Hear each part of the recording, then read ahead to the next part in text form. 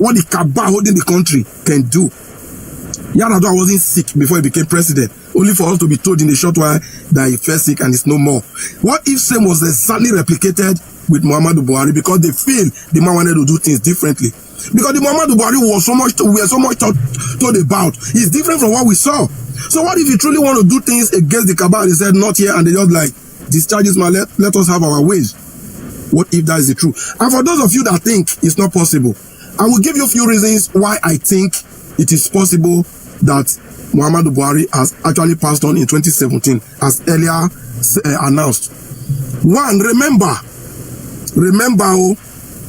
Muhammadu Buhari came back from the hospital after a long time away, and the wife left for Dubai. Since then, it's like they were no longer together as husband and wife. I can read minutes to that. You understand? And all those periods, the wife have to cry out that cabal have taken over her husband's government, that the husband is no longer in charge, but the cabal. And whoever they used to replace Buhari as at that time, or the same presidency, I don't know whoever, now responded by saying, my wife belongs to the kitchen and the other room. That was to say her opinion doesn't count. She knew exactly what she was saying. And remember, Buhari could not have passed on in the UK without international media reporting it. It's not possible. It is not. Because when the rumor came out that he passed on in 2017, the BBC reported it. So we don't know how the Nigerian government managed to stop them. Even when the Queen of England sent a condolence message, they made sure they tell the woman, and in fact, so many things has happened, and it takes an ignorant Nigerian to think that these things are truly not happening. So many things is happening in Nigeria that we don't know. Now let me ask you, why was the corpse of Muhammadu Buhari not open for anybody to see? Yar'Adua was brought into this country and the corpse was open. People saw it before he was laid to rest. Why was that of Buhari different? Can you prove to me what was in that thing you saw that was being wrapped like there were grasses inside, being wrapped in a cloth, tied at the end and tied at the head? What was exactly in that was buried? Can you tell me? You can tell me. Nobody saw it. That is a message. I think the federal government of Nigeria just wanted to end the drama of this issue of, let's just say, finally that, so that nobody will be talking about it. Where are they taking the 6 years? Because there is no way it could have been a mere coincidence. When Nnamdi Kanu earlier told us that when this man passed on, after 2 years, when they finally completed his tenure with whatever plan they have, after 2 years they will announce that it's no more. And it exactly happened so. That could not have been a coincidence. Now tell me, why was Aisha Buhari not in the funeral where Buhari was said to have been laid to rest? Why was she not in attendance? Or did you see her there? Aisha Buhari wasn't there. Why? And in a bid to cover that rubbish, they came and told us news like this. News we never heard, that Aisha Buhari was divorced from the man before his death. Can a former president undergo a divorce? Because these people are already public figures. Can Muhammadu Buhari have divorced from the former first lady and the news will not carry? Nobody will hear about it. It will just happen secretly. It is all lies. So they brought this news now to tell you, to give you reason why she was not at the funeral. Does that make any sense to you? Of course it shouldn't. Then again, remember, for those of you that are thinking things cannot happen in Nigeria and things of that magnitude will not happen, Osinbajo will not know, the wife will not, these people knew and they cannot say a thing. You don't even know when they say the cabal. Do you even know what they are dealing with?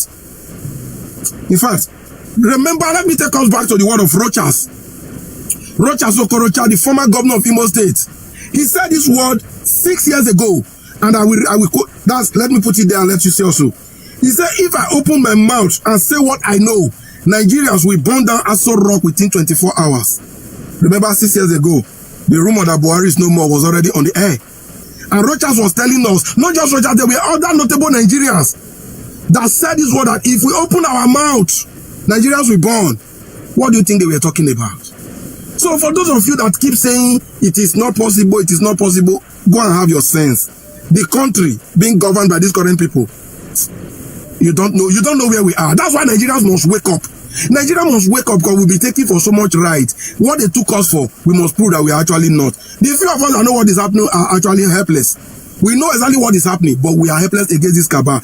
But the power of the people, when united, definitely will be more than the power of the people in power.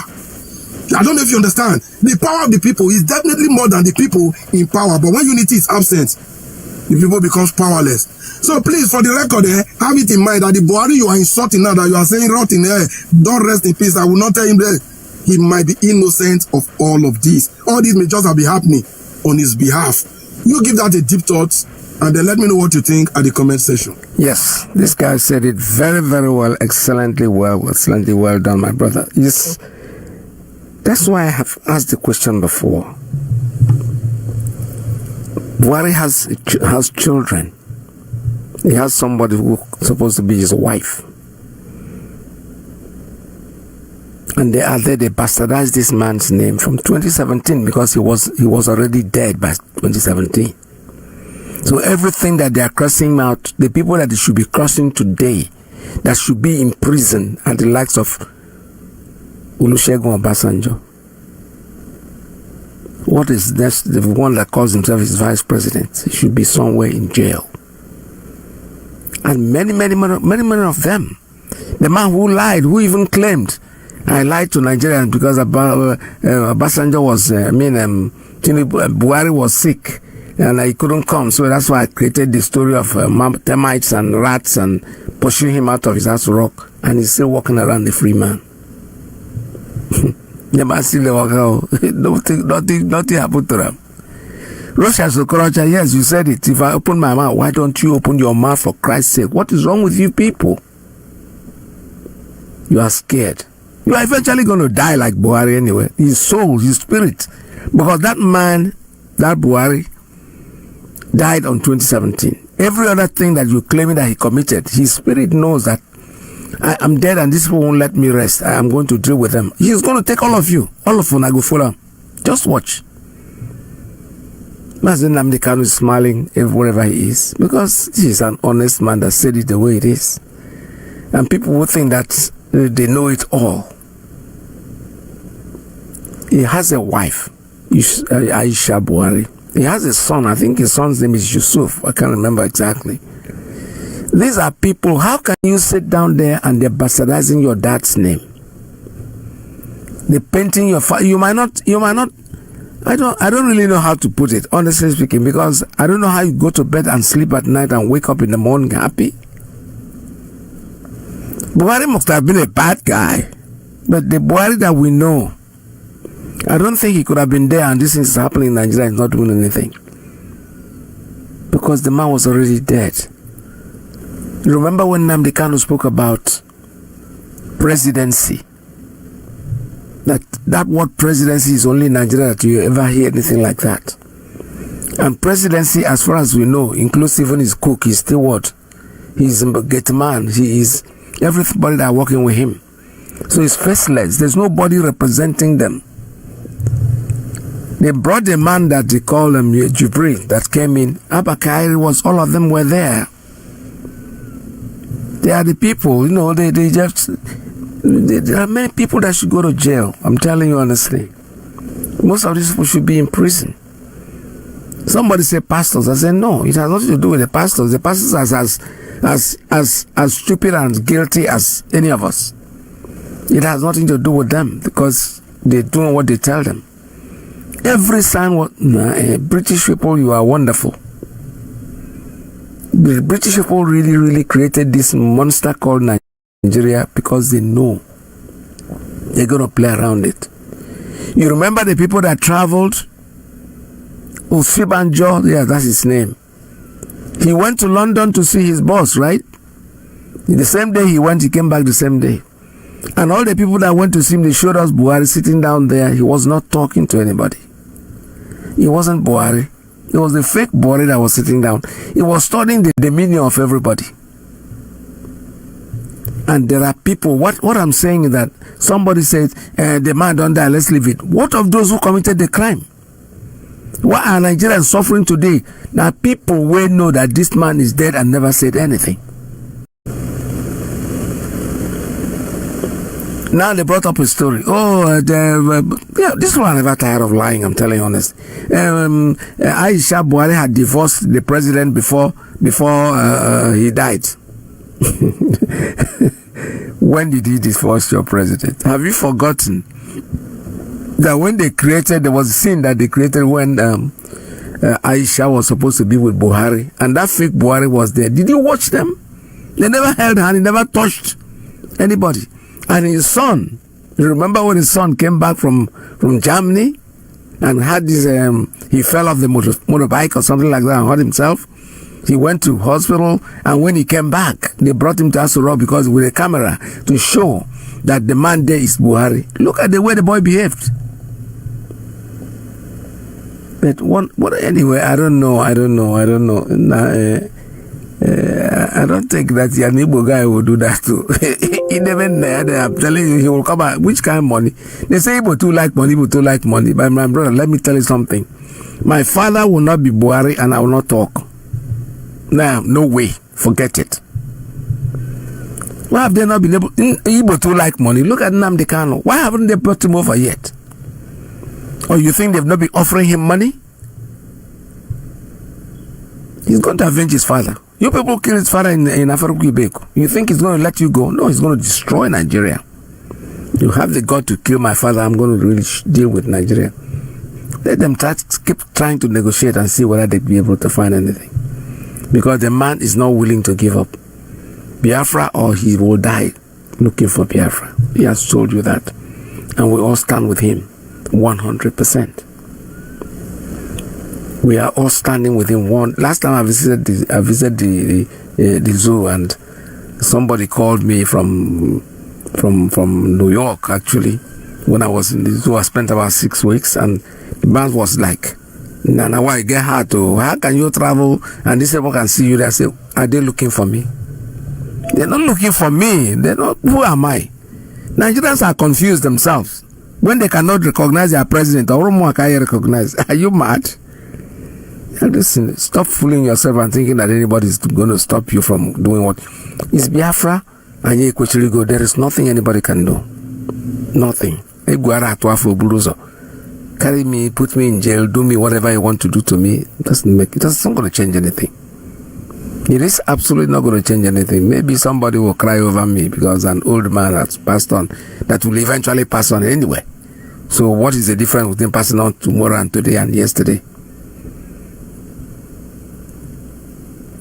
So we're not going to stop talking about it because there are people that are supposed to be in prison. Look at Tinubu. Tinubu knew that the man there was not Buhari now. You think he doesn't know? Of course he does.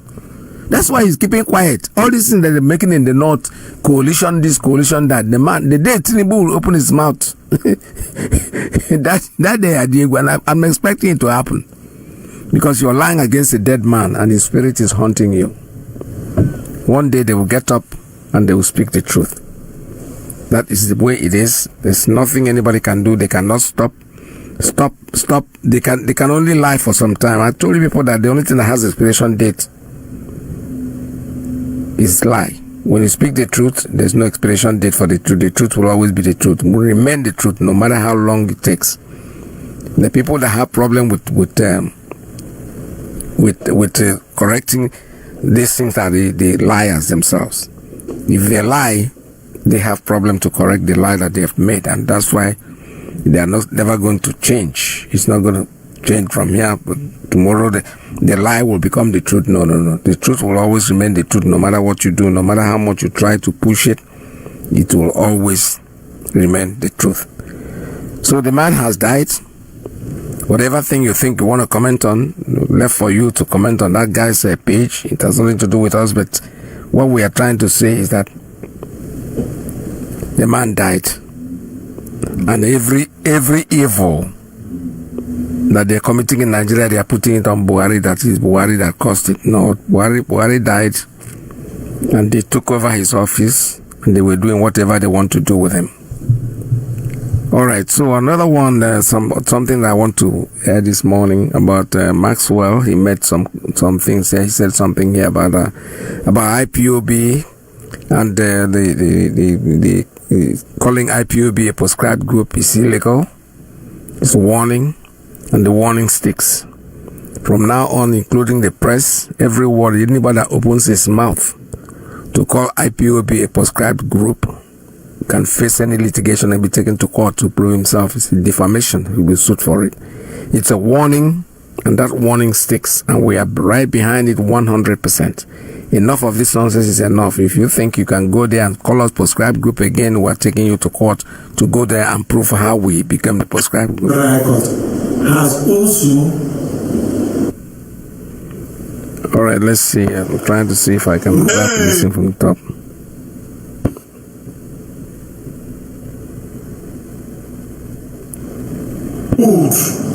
That IPOB is not an unlawful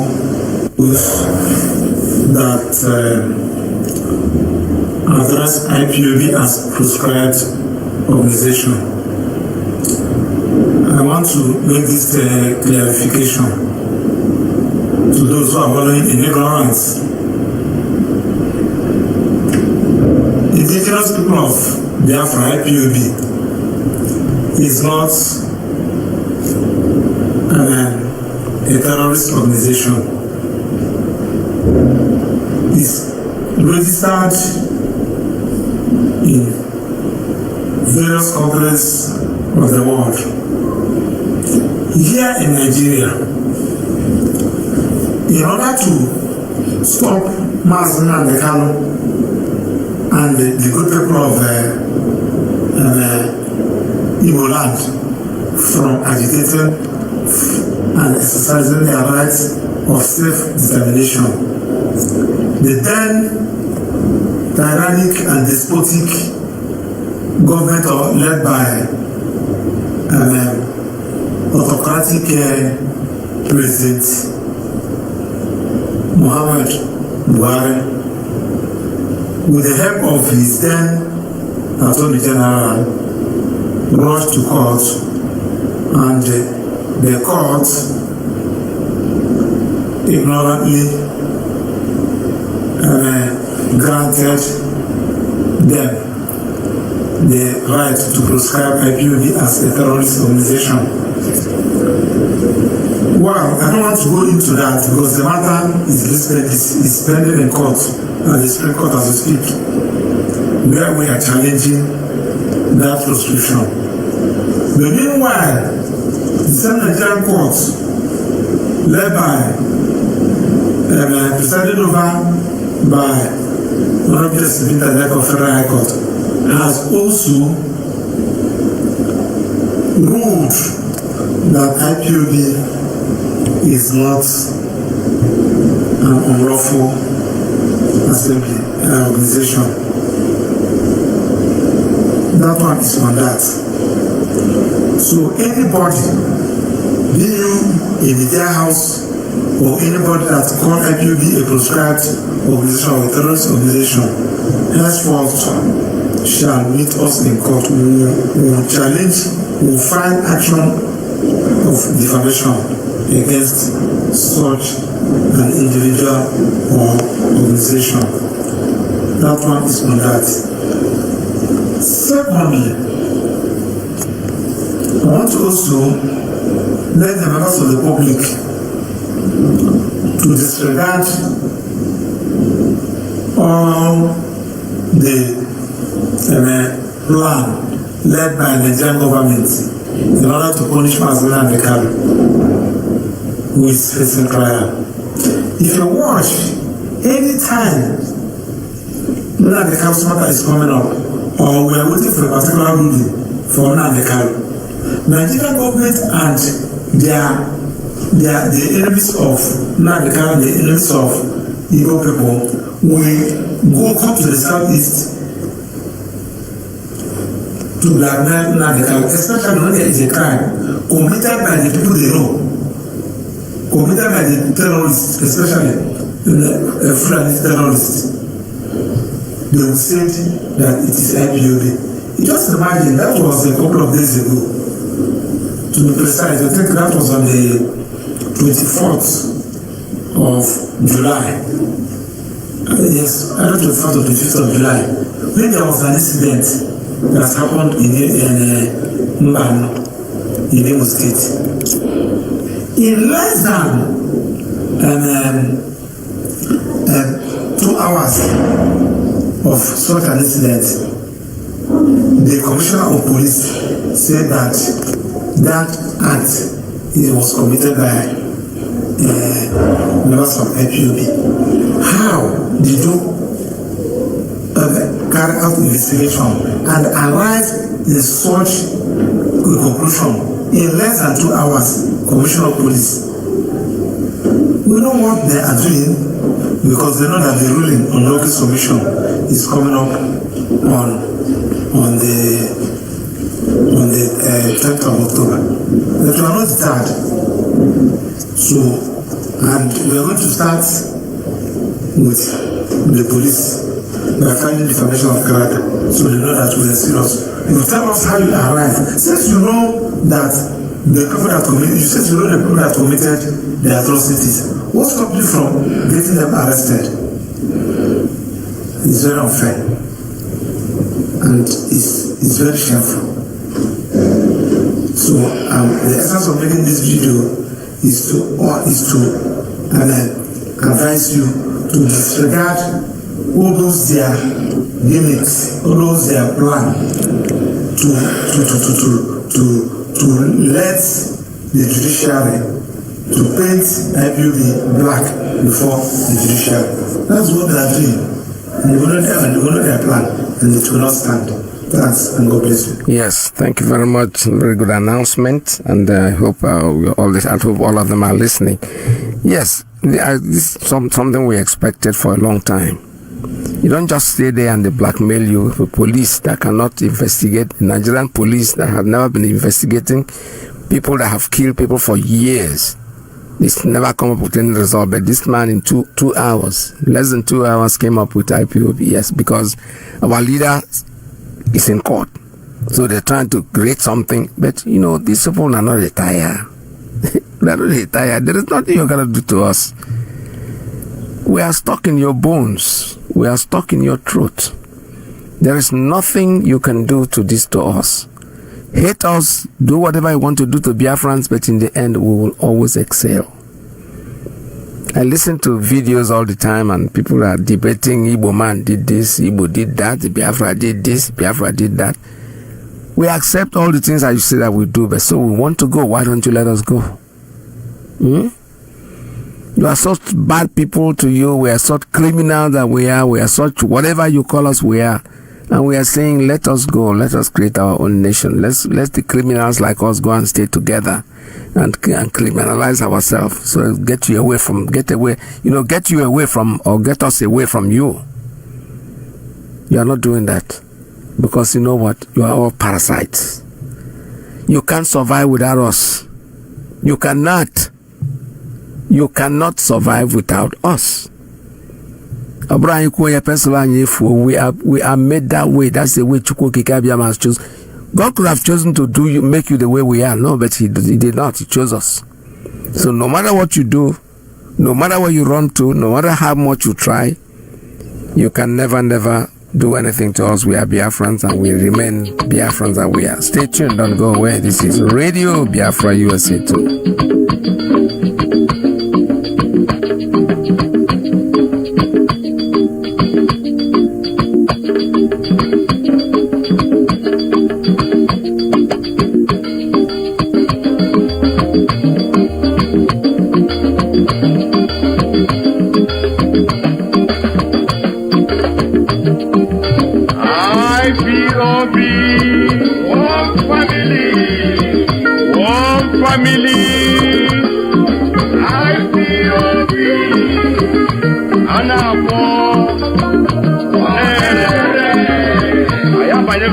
Of no return.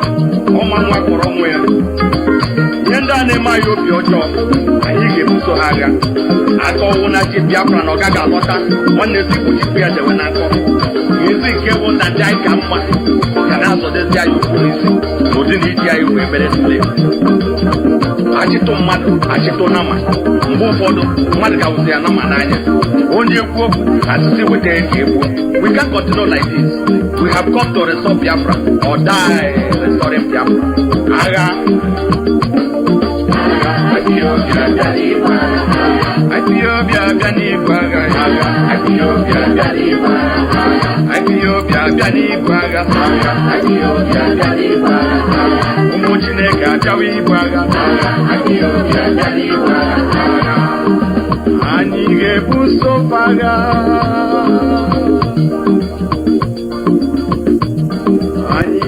Biafra means going back to where we were before the white man came. Okay, so you're not talking about a federation when you say a confederation. You're not talking about a federation as part of Nigeria. You're talking about total independence. Absolute independence. Complete independence. Now, is there anything that can happen that will make you change your mind about this particular direction? No. So it is either Biafra or nothing else? Or death. Yes. Or death? That's correct. If push comes to shove, yes. Will you go to war? No, because truth is a far more potent and deadlier weapon than bullets and mortars. So no war? You've ruled out the... Absolutely, I don't want any war. No war. When I say Biafra or that, I'll keep pushing. Either I am alive, I die in the process, I won't stop. Allow me to repeat, if you don't mind. Had sovereign national conference been convened by the powers that be, where every ethnic nation, I said every, I don't care if there are 600, I don't care. Everyone is all the 500 plus. Everyone together to say this is all. Others can delegate, I don't know, powers to other people to attend on their behalf. Sit down to say, what type of country do we want? Sit down, discuss, agree. I can begin to perhaps submit. Is it too late? It is way too late. They've killed too many people. They've ruined too many lives. They've wasted too many souls. How do we bring those people back? If the federal government, given the agitation that is going on, becomes convinced that, you know what, these people have a point, and it is time to actually address all these issues, and they begin to systematically address some of these issues, would you change your mind? No, because of the deceptions of the past. No trust. No trust. Aburi was there, it was negotiated. Nothing happened. 1968, if I recall. And the confab report, what became of it? How about the 3 R's? Reconciliation, reconstruction, and heaven knows what else. What became of them? Nothing. Calabar Seaport is not working. Can you tell me why it's not working? It's a seaport. Used by the colonial masters. Why is it not working today? How about Water Seaport? Why is it not being used? Why not worry? Why must we allow only Lagos to function as a viable seaport? In England, where I used to live, you had Liverpool, you had the son of the Portsmouth, Southampton, everywhere. You had harbors and ports. So why must you have only one? I've heard people say these are very valid arguments, and that these are things that are to do with bad governance. So the average Biafran, to use your phrase, or Igbo man in the Igbo, is facing poverty much in the same way that the average guy in Yobe State is facing poverty. And so these are issues of governance. You don't agree with that? I agree completely. Okay. So if that is it, why isn't the agitation about tackling the problem, which is ensuring good governance, perhaps starting from locally? Because part of the allegations against you is that you don't confront your political leaders in the East, and you'd like to blame Abuja for everything.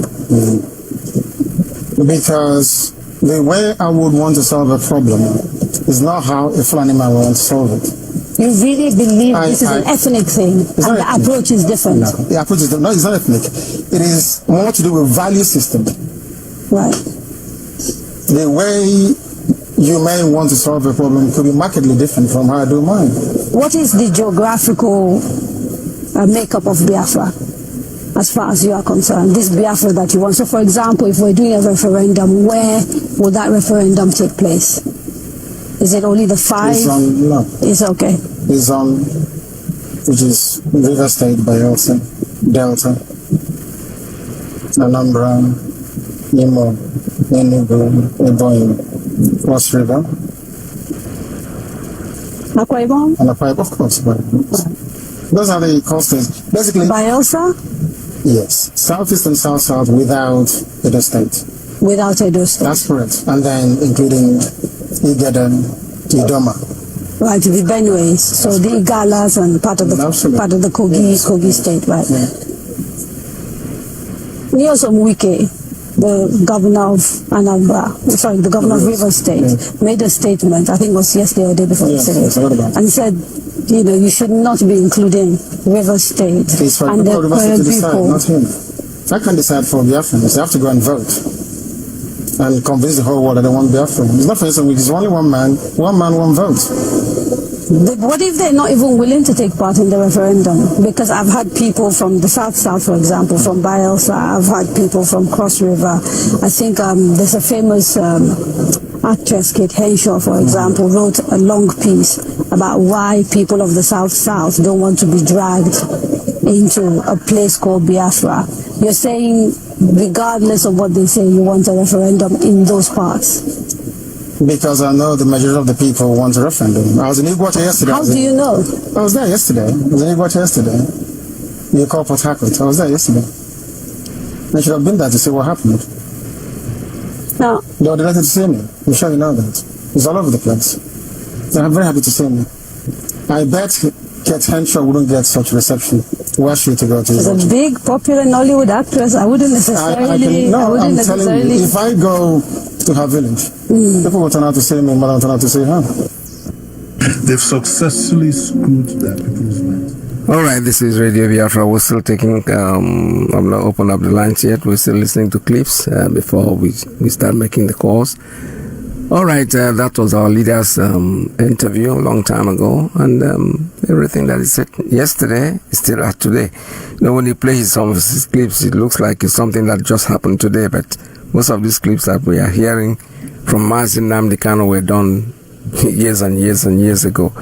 But because nothing has changed, it's because it's the truth that he spoke.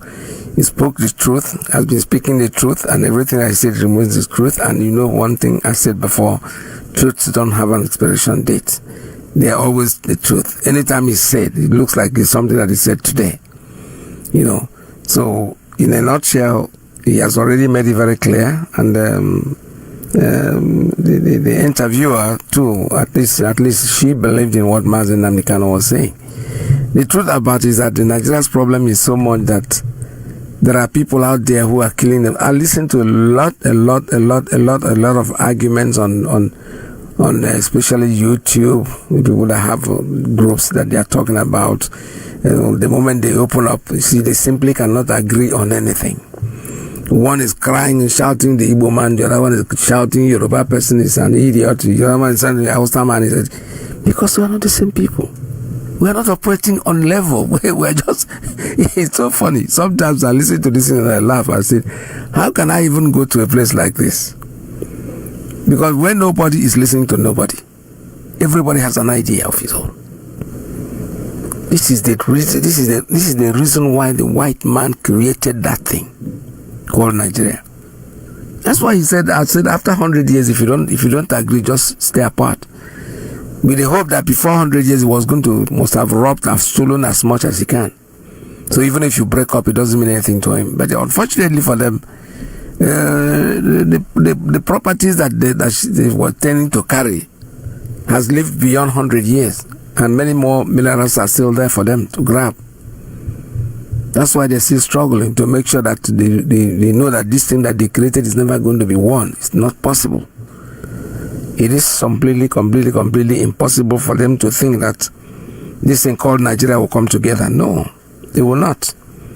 Today I was listening to Ubilo. Ubilo was interviewing somebody. I think that man probably was in the army too. Was probably a colonel in the army, because he said a few things that I'm very much aware of, because when we entered when we moved into across the bridge, I was one of the first soldiers that went in there. I was served. I was in Bini, over Hill. That's where I stayed for a while.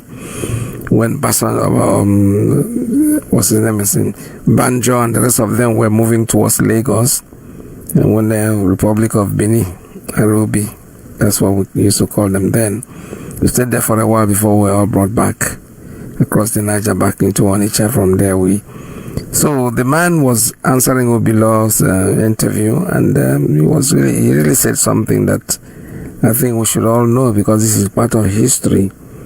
It's part of history in the sense that you don't study history in school, so whatever you get is whatever people have been saying, peace and peace and peace from here and there. All right, so let me see Victor Banjo's story with Biafra. Banjo, remember, was a colonel. Colonel Banjo is a Yoruba person that was sent to. He was supposed to go and take over Lagos, and he went to Ore and stopped at Ore. So the man wrote a book about it, and let's listen to what he has to say about this whole thing.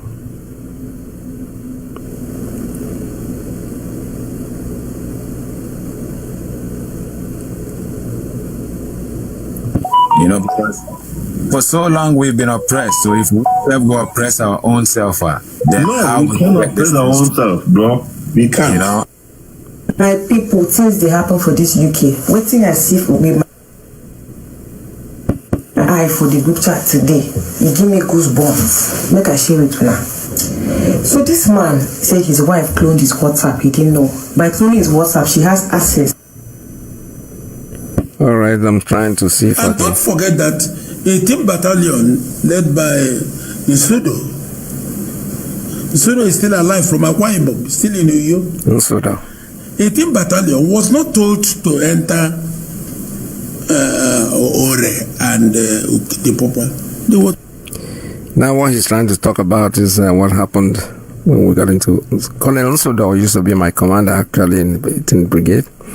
And he's from Akwa Ibom, very gallant man. It's not a joke. The Akwa Ibomites who were in Biafra war, they were top of the notch, I'm telling you. So he was, I think Obilaw is interviewing him, maybe he wrote a book or something, but I didn't get his name. Let's see if I can get the man's name. Well, I can't get his name, but maybe when I get his name, I will head to Lagos. Who told them to head to Lagos? I think the Israelis knew what was happening.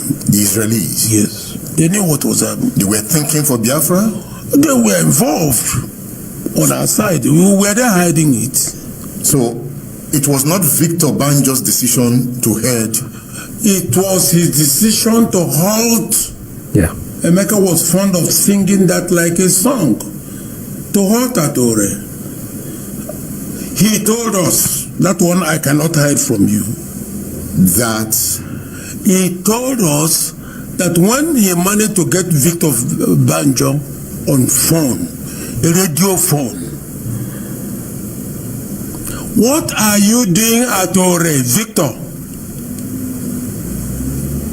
He said he was organizing troops. Say, Victor, you are of Nai.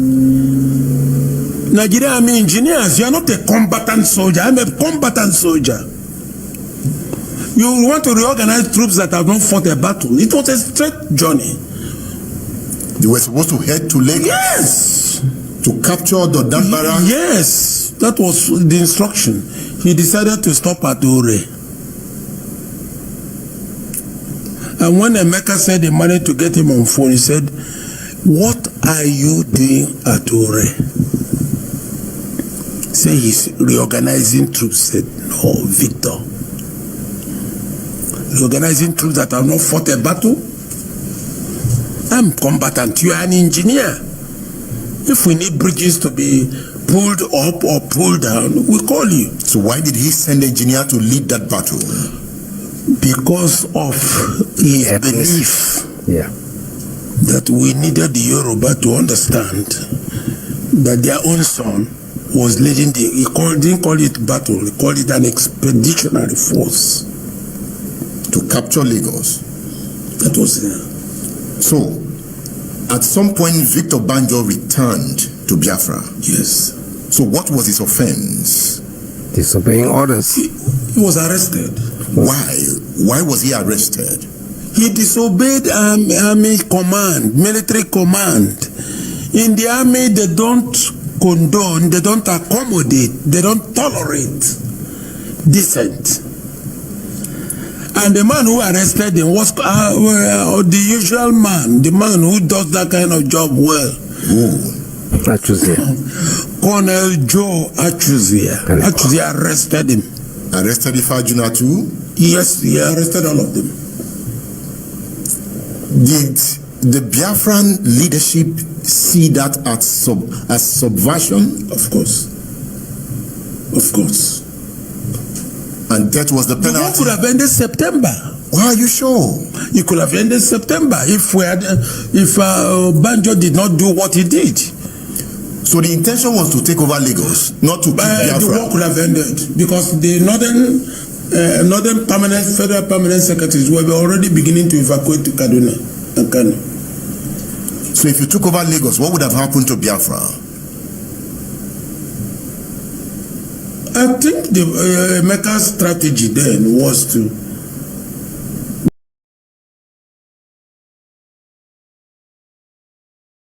Yes. I hope you remember. Yes. Don't you think Victor Banjo was saying, no, this strategy is wrong. Ojukwu might want to capture my people and enslave them. I don't think so.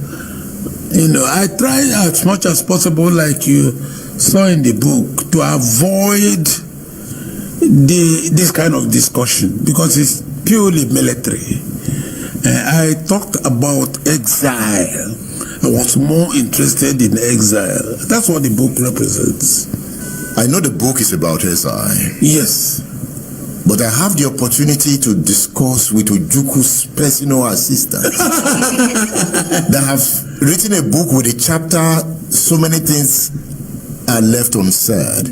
I will try to extract as much as I can. But let's come back to the SI.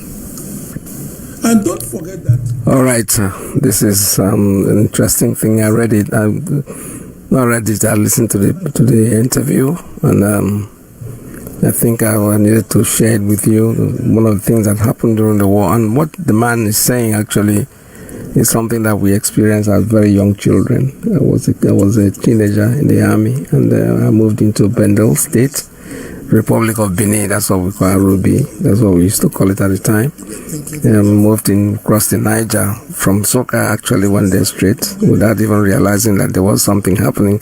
We didn't know where we were going. They took us all the way from Soka in the army truck, and we all fell asleep. I was sleeping until somebody said, we are crossing the river Niger. And so when we lifted our head, we discovered that we were on top of the bridge already. And Banjo and his men were supposed to move into Lagos, but he got to Ore. I think he got to Ore, and then he came back. They brought them back, and the rest of them. The rest was history.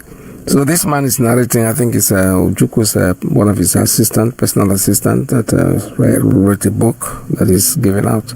So below is trying to get us to talk about the book actually.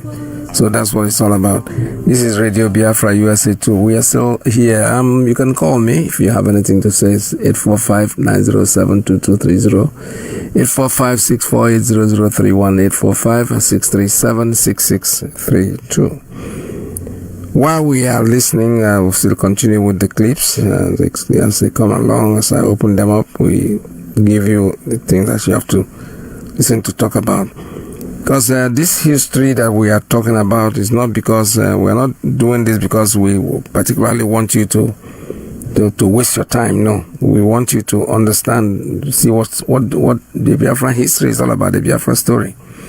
Because if you allow people, unfortunately for them, they stupidly say that there's no, they've banned history in our schools. So the only way we can get our history is individuals that are able to have lived across, because the man that is the interviewing right now is not young anymore. It's an elderly person, and these were people that were in the war. So he spoke what he knew about the war, and it's crazy, very, very crazy, and there's nothing anybody can do about it. All right, this is Radio Biafra. Like I said before, we are Biafrans. We are proud of who we are. We need We don't need Nigeria, but Nigeria needs us. Otherwise, why would they let us go? That's what I think. And one of somebody that sent me a clip is saying the same thing. Do you know that Igbos can do without Nigeria? Of course. But Nigeria can never do without the Igbos. If you doubt them, ask yourself this question: why do no one let them go? Anytime when they talk of say they won't go Biafra, Nigeria go say we no go agree. Do you know that Igbos can do without Nigeria, but Nigeria can never do without the Igbos?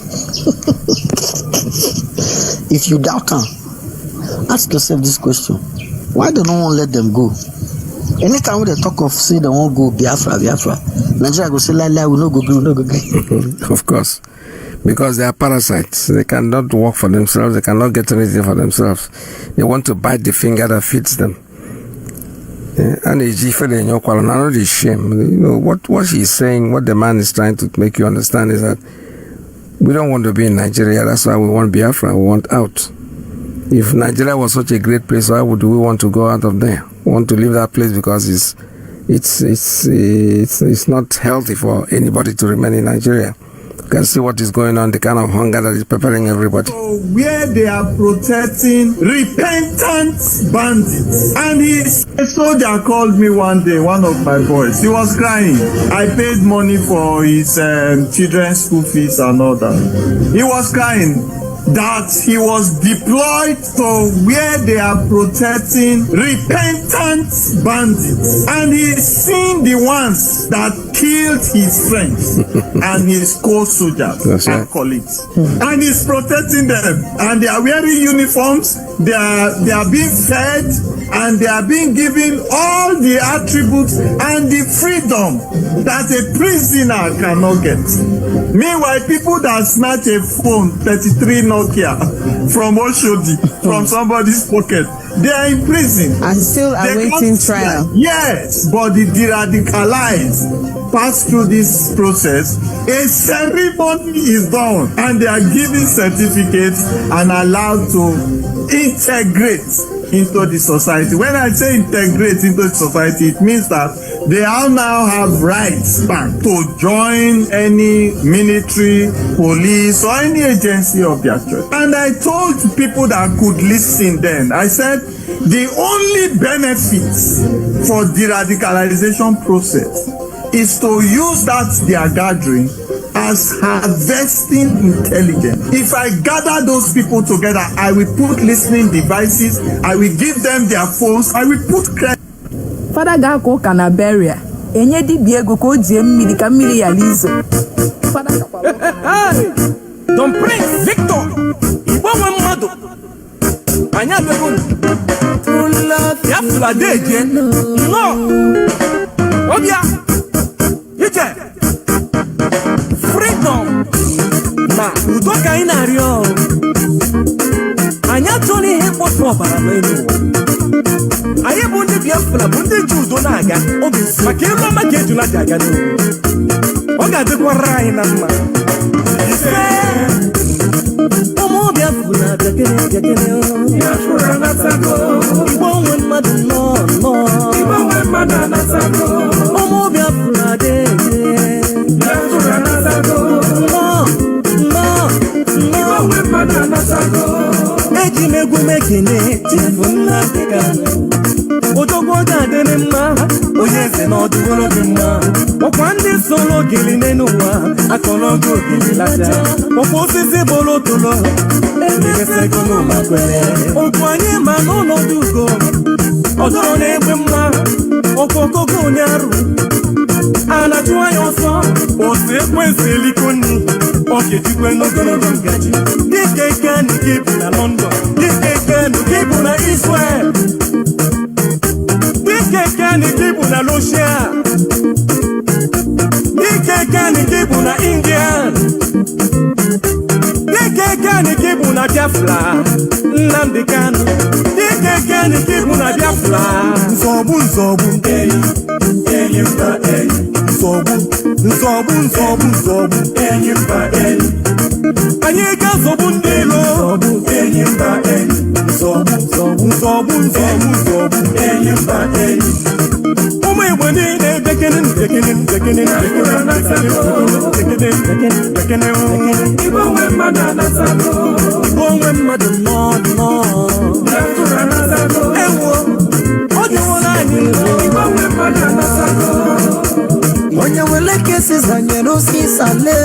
My blood, when you will get you, when you know you won't pick up your mind. When you give God what belongs to Him, and give Caesar what belongs to Him. As we seek for peace and humanity, it's not at all for vanity. There are once people that's killing each other. I want to wipe my blood down. Who could be a flag? I join. I'm forgetting the middle. I'm forgetting the middle. Oh,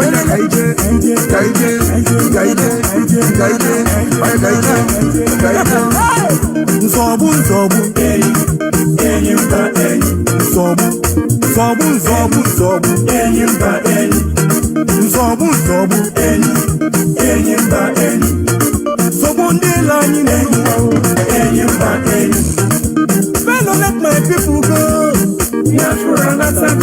Let my people, let my people. Even when my dad they don't look again and I can go.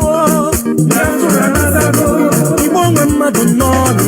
Even when my dad go. Oh, you then la pudene, Nudena Bulano. Mananya Bulono de Nenua. I want to know something.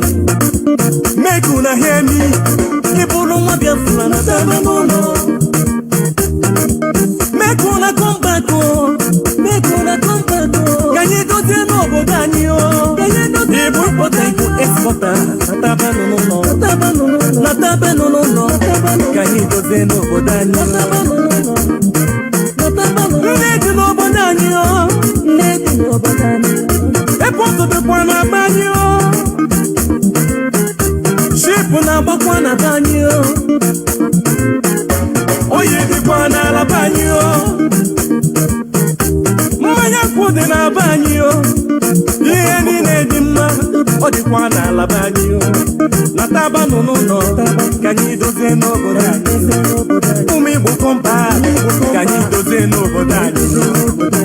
Wati ye wata weli akaelu akafuwa yufu wawezu aka Jehovah keso kusaru Israelu nakaperu bine natara yokeru ranyo bale natara yokeru ranyo bile natara yokeru ranyo Biafra bukanyo wobudama Biafra bukanyo ala chukutere manu zobu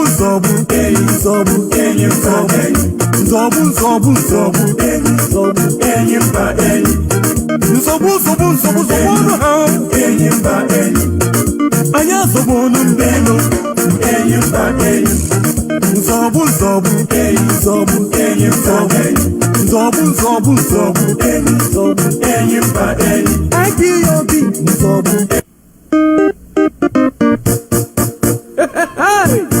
Don Prince Victor Iwawa Mado Anya Bekun Biafra Deje No Obia Yite Freedom Na Udoka Inario Anya Tony Hekwa Fobara Menu Aye Bunde Biafra Bunde Judo Naga Obis Makelo Makeju Naga Oga Dekwa Rai Nama Omo Biafra Biafra Natako Ibo when madu no Ibo when madu Natako Omo Biafra Biafra Natako No Ibo when madu Natako Eji megu megine Tifuna Dekano Otogo Dade Mma Oyeze no Dugoro Mma Okwande solo gili nenuwa Akologo gili lata Oposisi bolo tolo Ege sekono makwele Okwanye manono dugo Odoro newe ogogo nyaru anajua yoso osekwense likoni okejikwe n'ogologo ngaji dike kani kibu na London dike kani kibu na Israel dike kani kibu na Russia dike kani kibu na India dike kani kibu na Biafra Nnamdi Kanu dike kani kibu na Biafra nzobu enyi mba enyi nzobu enyi mba enyi anyị ga-azọgbu ndị ilo enyi mba enyi nzọgbu enyi mba enyi ụmụ Igbo niile bekene Igbo nwe mmadụ anasago Igbo nwe mmadụ nọ ewo ọ dịwụla anyị Igbo nwe mmadụ anasago onye wele kesi zanyere osisale my blood onye wele ke chukwu nye no chukwu okike obiọma onye give God what belongs to him and give Caesar what belongs to him as we seek for peace and humanity it's not at all for vanity there are ways people is killing each other I wonder why my brother who go be a flag I join I'm forgetting the middle I'm forgetting the middle oh yeah guide nzobu enyi mba enyi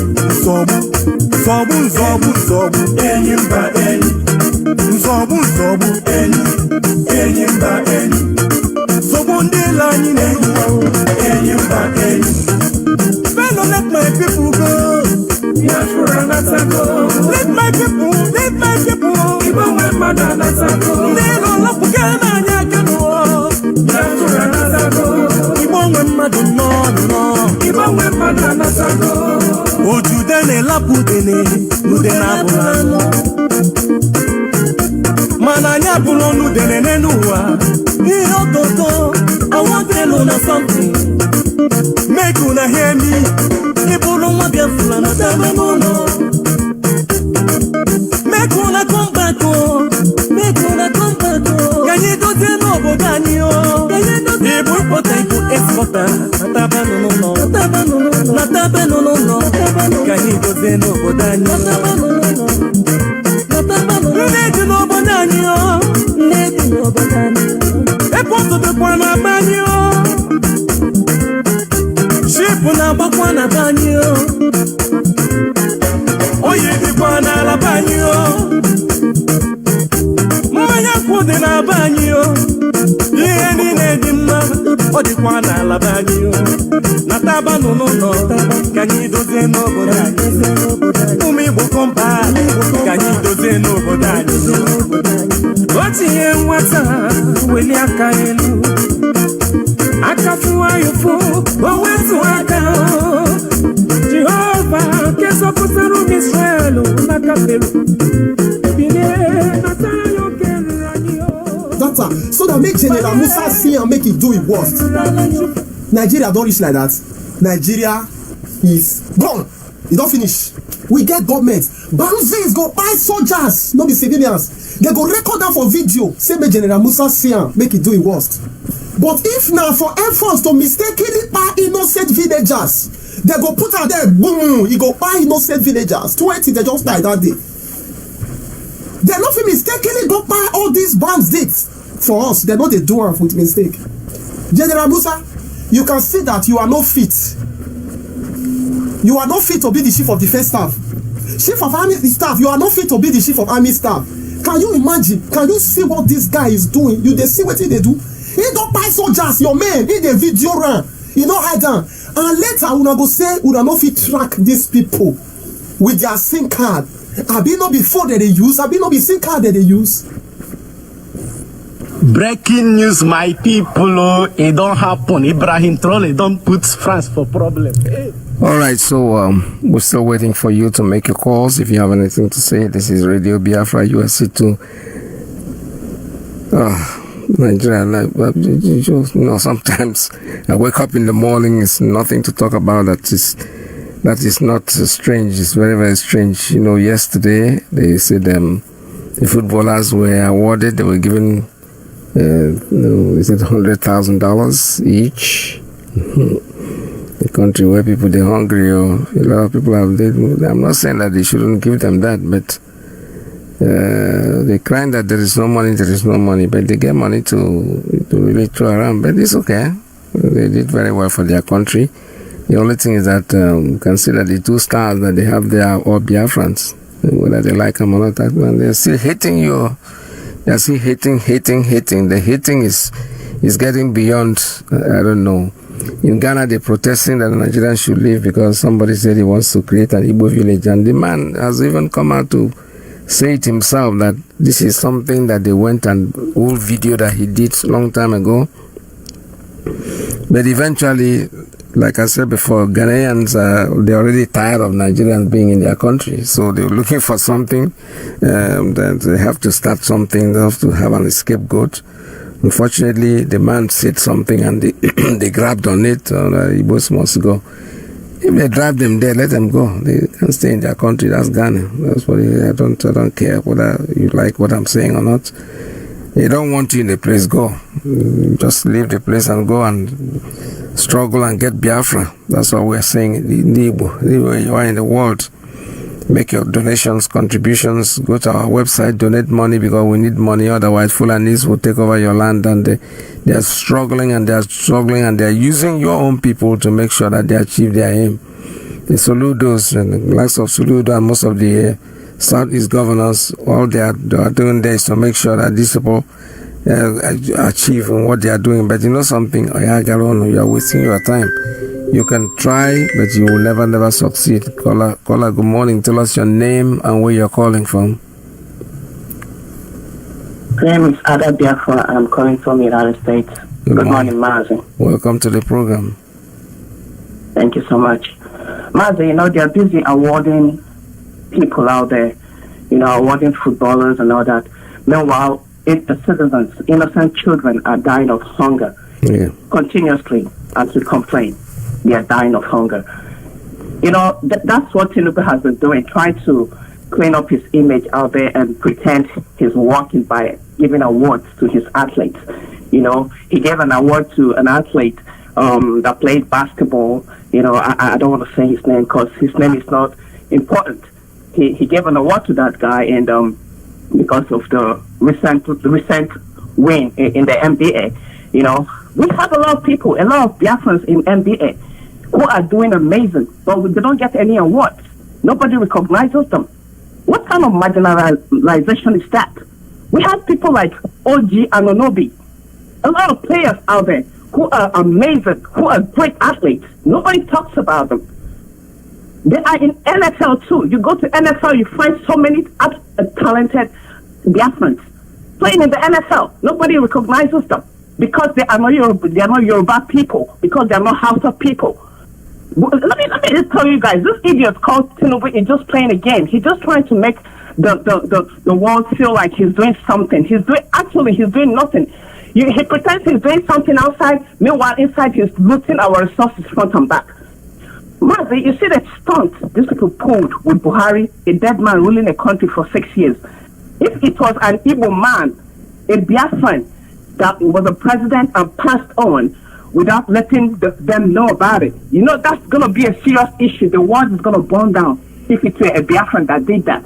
But look at how they all covered for him. All the Eastern governors that knew Buhari died kept quiet. All the Yoruba people kept quiet, including Osibanjo, who is supposed to be a clergy, a pastor, a man of God, a man of heaven, spiritual man. Yes, he was there. He kept quiet in the midst of this evil. He was enjoying it. He kept quiet. That is a man that's supposed to be a man after God's own heart. Such nonsense, such useless and lawless country. We are who we are. They can't do anything about it. Yep. Let us go. It's Biafra or Biafra. We have been rejected for being a great people. Yes, we are living for good. Enjoy your Nigeria. A country full of lies, deceit, corruption, empty-brain so-called leaders. The North has looted. West is currently looting. Tinubu is currently looting our resources. He's building he's raising all kind of structures that are not needed. He built airports, he built this. They already have several of these things, but he's adding more, just out of wickedness. They are looting, and they are looting. We, Biafrans, are just watching. They've all shown the world how manipulative they are, how greedy they are, and how corrupt they all are. The Fulani and the Yorubas are very corrupt. They have shown the world who they are, very useless people. Marginalization is real. I mean, look at what they're doing to us. They're basically ripping our resources, stealing our oil and gas, they are connecting one somewhere to connect to Europe. Why are they stealing our resources? Our space is not, we don't even have airports, we have nothing going on for us. We don't have good roads, we have nothing, basically nothing going on. And these people have the mind to continue to drag us around. What is their problem? If a man is not your problem, okay? We are not your problem. You gave us 20 pounds after the war. After the genocide you guys committed against our ancestors. You gave us 20 pounds. We are still surviving out of 20 pounds till today. Why are you guys bothering us? You have stolen everything, you have killed our people, and you are still killing them, by the way. You are still ripping our resources as I speak. What is the problem with these people?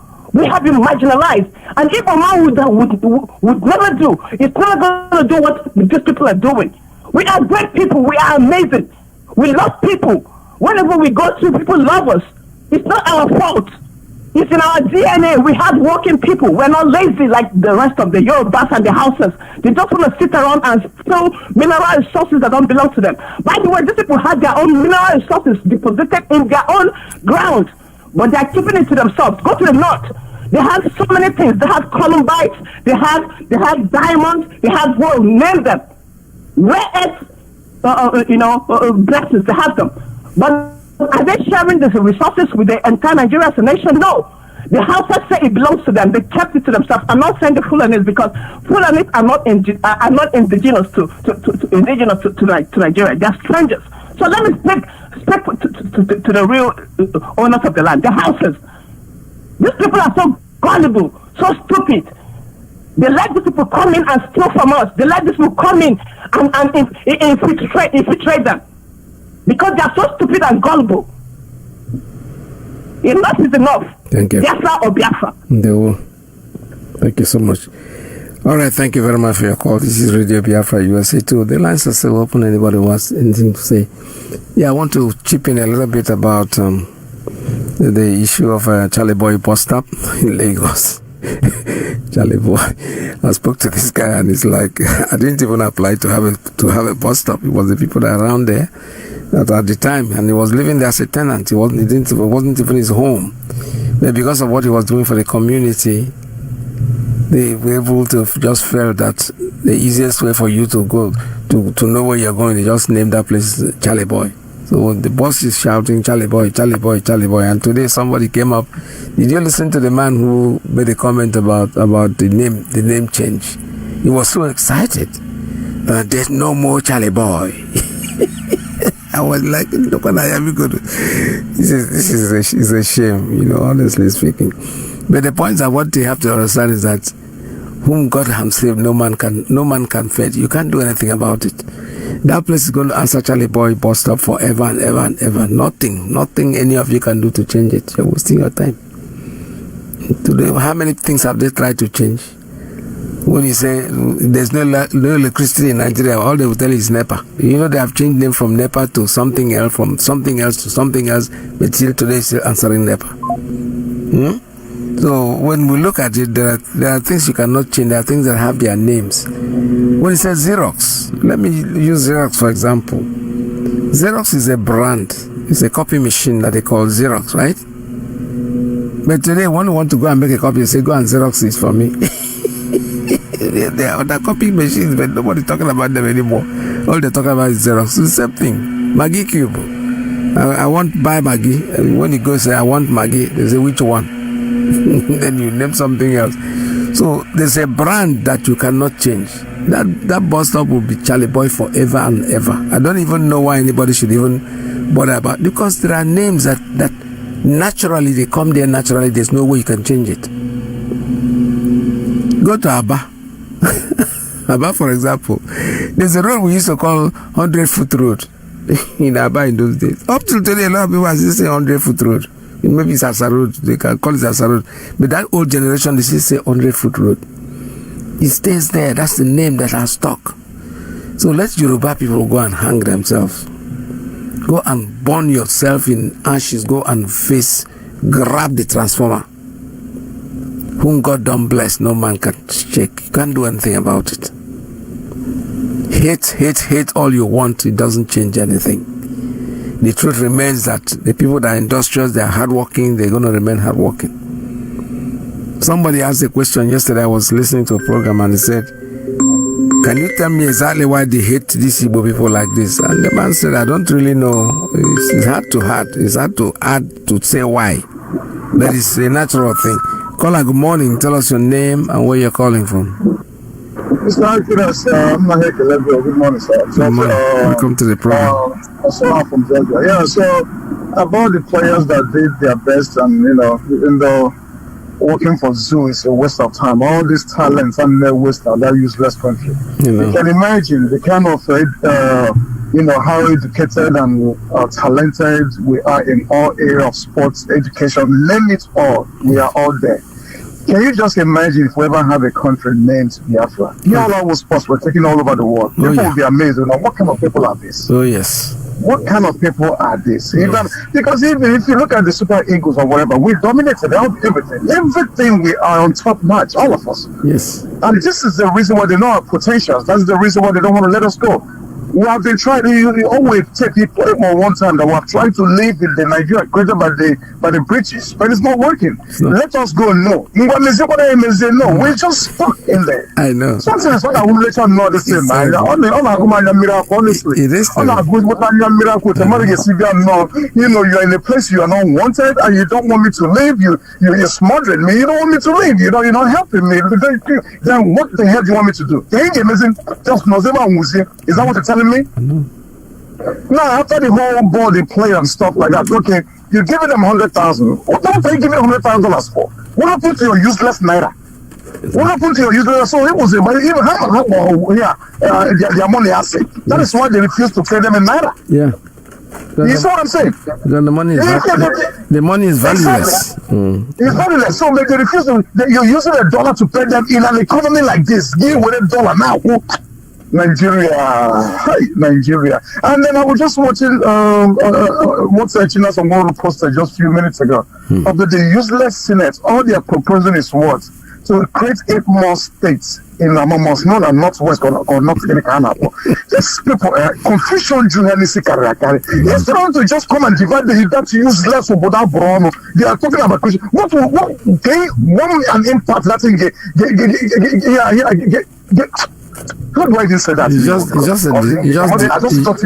distraction. There are a bunch of confusion. Distractions, wasting money and all of that. You're creating state. On state, you can solve the problem. Look at this security going on in the north. And the northerners, who their leaders, this people, they're greedy in this, who they not, had so much green for the simple fact that one, you are greedy to the whole Nigeria. So you don't want to develop Nigeria. You don't want to develop Alimo. And you are greedy to your people. You made them very, very poor. You guys took all the whole, all the whole oil wells. Yes. Look at this security going on in the north. Look at everywhere. Every day is bad news. Can you just tell me there is 365 days from year to year to year to year to year? Killing. Somebody is killed anywhere in Nigeria. Without Bruno. And people are so proud to call themselves a useless Nigeria. Another people are parliamentary. People are running around saying they want the 2027. They keep talking about 2027. Nobody talks about 2025 will not end. I don't even hear them say nothing about 2026. I remember how 2026 now Nigeria calendar. Not 2027. They don't talk about 2026. No. Oh, 2027. Only person I got, we see Nugwa also saying you want to make Nigeria great. I want to make Nigeria great. We are watching. Hello. Bye-bye, Sabiko. Thank you very much. All right. Thank you so much for your call. This is Radio Biafra USA. Today's It's unbelievable, my dear. For them, 2026 does not exist in our calendar, actually, because everybody's talking about 2027. As if there's anything they're going to do, they're going to change anything, nothing. So it's unfortunate, really. The only thing why it's bothering people like me, especially, is that we are in it. The day they create Biafra, who will ever talk about Nigeria again? It's done. It's gone and gone for good. So let them do whatever they want to do with themselves. Because you see the hate that is there. Somebody is hungry. He's dying of hunger. You're trying to liberate him one way or the other. As I just call Mazi Iyke's name. His hunger will disappear. And then he will start cursing. These Igbo people. This is somebody who is hungry, looking for food to eat. Nobody's helping you. The moment you have an opportunity to talk about the Igbo man, maybe temporarily, when you call the Igbo name, you'll be okay for that moment. It is unbelievable. Nothing is going to change. When we look at this thing, it's amazing, honestly. Because nobody in his right sense of mind today will get up and proudly say, I'm a Nigerian. No. Because there's nobody that's a Nigerian.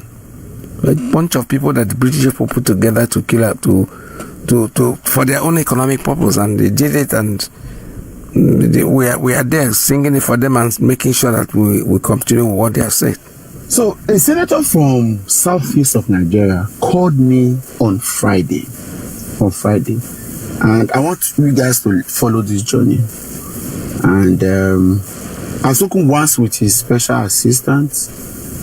There was a matter I brought up on social media, and then so the special assistant reached out to me. I made some clarifications. Of course, I came back and I reported it, even though I didn't specify that I had information from the National Assembly on it. But this senator called me and we spoke for about 15 minutes. One of the things he said to me is that we started this battle quite late, but it is better late than never. I'm talking about the battle of electoral reforms. He said that a lot of the persons that are defecting to the All Progressives Congress are defecting because they felt that the Nigerian people are succumbed to the extrajudicial, electoral, democratic tactics of the ruling APC in bringing everybody under a one-party system. And it was regrettable, I'm telling you. Though they are senators, they are handicapped. Let me give you an instance. Do you know, for example, that almost all governors in Nigeria, almost all, have agreed to state police. The pressure group of the Nigerian Governor Forum, all of them, the PDP Governors Forum, the APC, there is every time with the National Executive Council meeting, the Federal Executive Council meeting, there is always on the agenda a state police issue, but it is never ever attended to. You know why? They have sensed the body language of the president is not in support of it. And guess what? Very hypocritical is that Bola Ahmed Tinubu, as a governor of Lagos and even as a former governor in 2015, has been one of those calling for state police. So how come suddenly he is not agreeing? And then these people will tell you the governors should own up to responsibility in their state and do the needful. But the governors do not have control of the security apparatus. State police. It also means, therefore, of course, I've said it here before, I've been told, privileged, classified information, that as Akpabio's time as Senate President, Senate plenary doesn't resume at 11, resume at about 12:01, because Akpabio spends more time in Aso Rock getting briefing from the presidency of what to deliberate and what not to agree on. There are times where Akpabio leaves plenary to go and meet the president. There are times, I'm telling you, ask if you are close to anybody in the National Assembly, whether journalists or anybody, ask. These are very known facts, right? So what is looking like, for example, is that they have sensed that the electoral reform agenda is not something that this current National Assembly is taking serious. So the few of them that wants to step up, because thank God say I see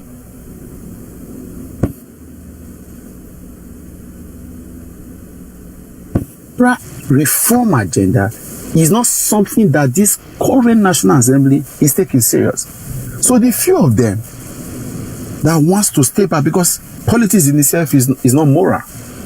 Sincerely, it's survival.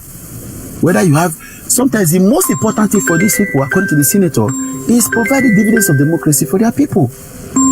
Whether or not the platform they use may be important, may not be important, all of this can be argued, but it's not a moral thing. All right, let me take a call before I go back to that, because this guy is something that he's bringing up is very important. It's something that we need to hear. Caller, good morning. Tell us your name and where you're calling from.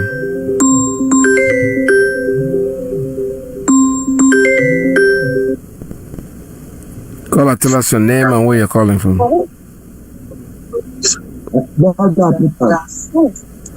Let them have your app. Everybody that Peters, you shake it all dead. Biafrans. My dad that proba on your blood, you shake my mommy. Emma, so that Peters, they will go look at this quick and no, you shake a maca. Every woman on this earth, every Biafrans, all the human being will carry the name of Chukwu Kabiama, the owner of this world. Emma, so Nana, because that Peter, see the clip where they play now. I want one day, they're gonna solo no lawa. Ega look work. A lot of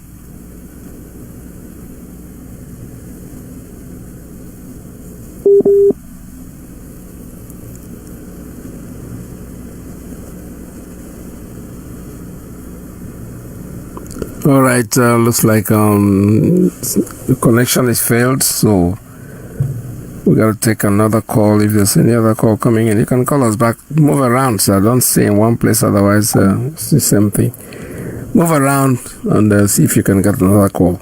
This is Radio Biafra USA 2. We're still taking calls. Call us at 845-648-0031, 845-907-2230, 845-632 or 637-6632. Give us a call. Stay tuned. This is Radio Biafra USA 2. Just from southeast of Nigeria called me on Friday.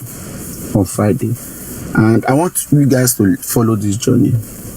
And I've spoken once with his special assistant.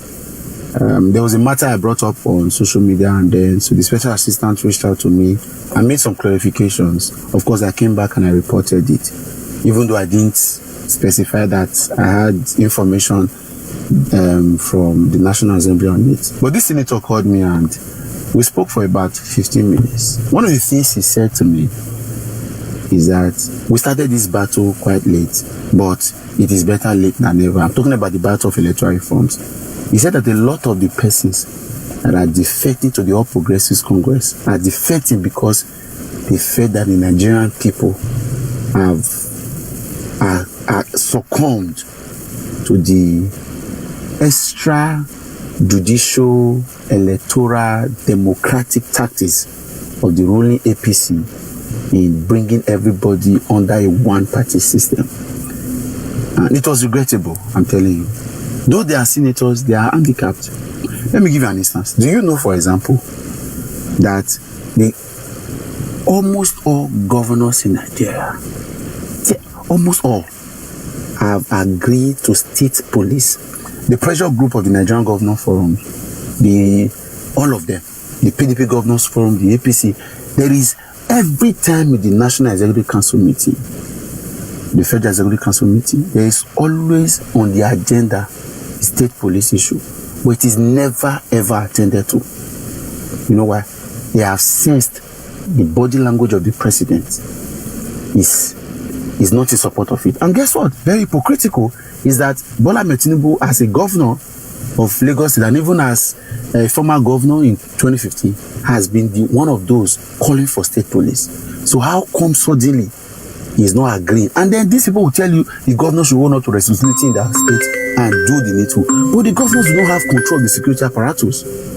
State police. It also means, therefore,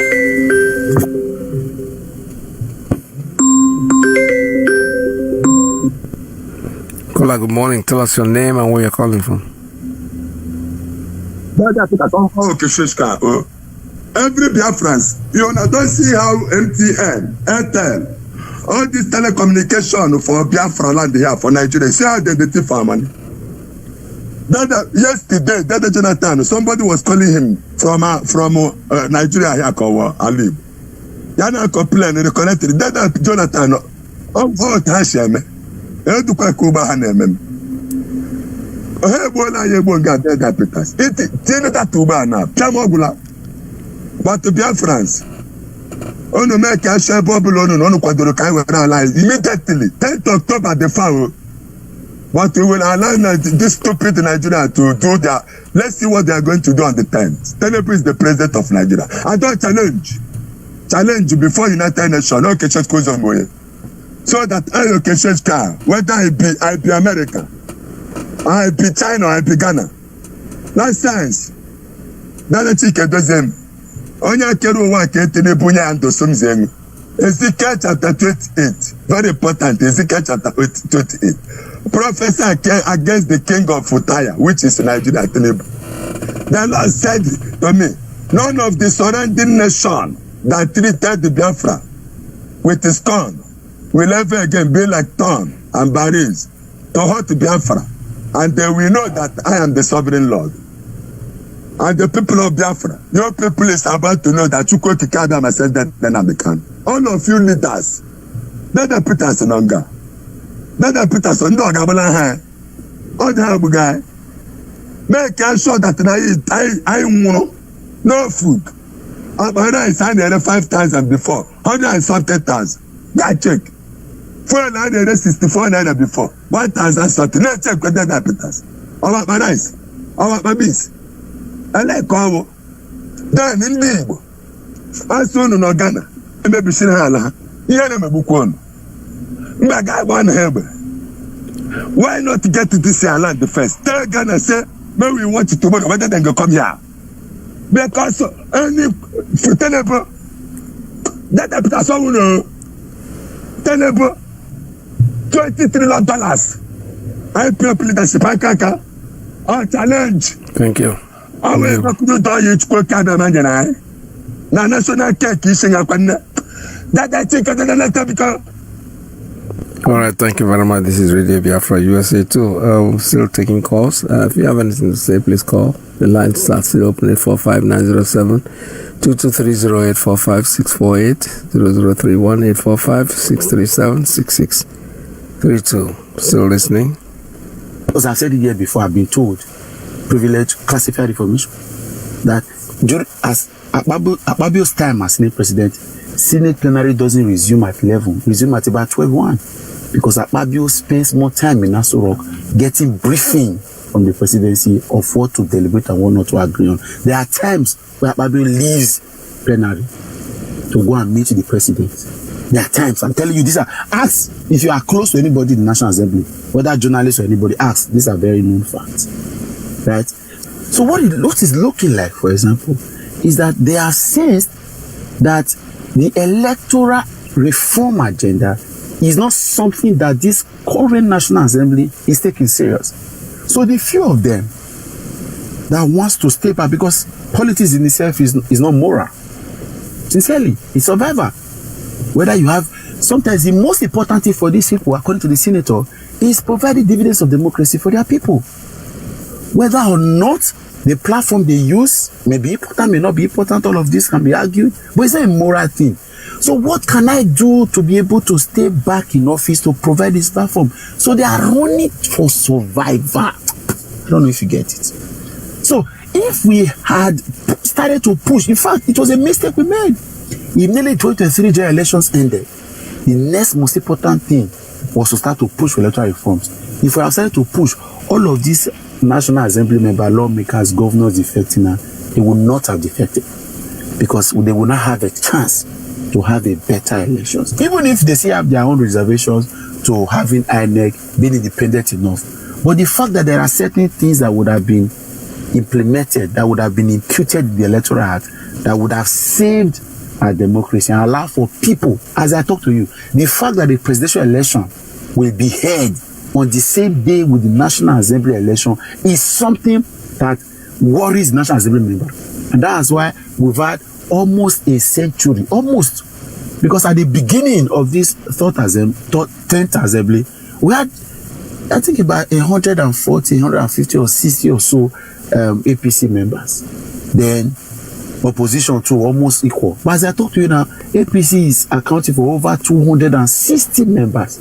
A lot of defection has happened because everybody is finding safety. And guess what? Like I said, politics is not moral. It's survival. So not as many as you here now, we can analyze to say why they did not stand.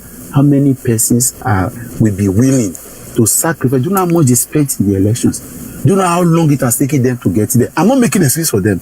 I'm saying this is enough for us to not allow guess what? Since we started the Electoral Act pushing, electoral reform pushing, I just see massive defections happening.